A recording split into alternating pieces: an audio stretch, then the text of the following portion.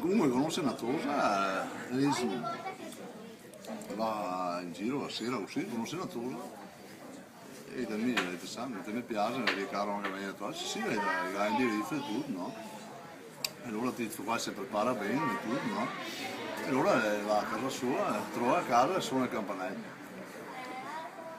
Dopo un fiare arriva a suo mare e lui fa buonasera signora, sono Mario e io qua la Gina. Para Benedetto che si rivolge al momento sbagliato perché è appena andata a cagare.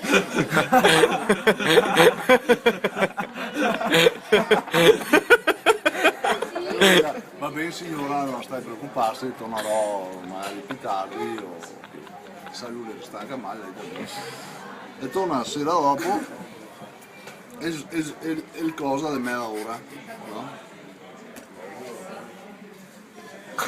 Allora arriva e suona.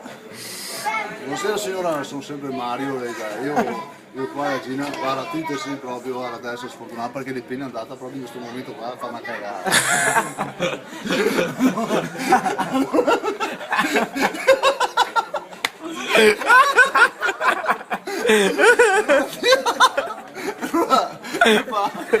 Va bene signora, ho detto no, un'altra volta, va bene.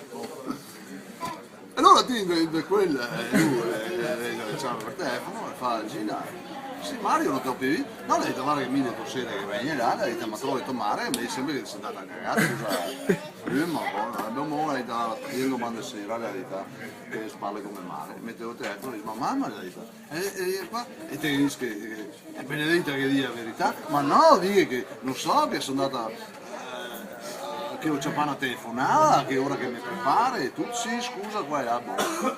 Allora arriva la sera, arriva sempre là, e ritarda un'altra fiantina perché l'orario è sempre quello, e suona, buonasera signora, sono sempre Mario, la Gina è qua, guarda lei, so che la ciappana telefonata e l'è andata via scorrevando.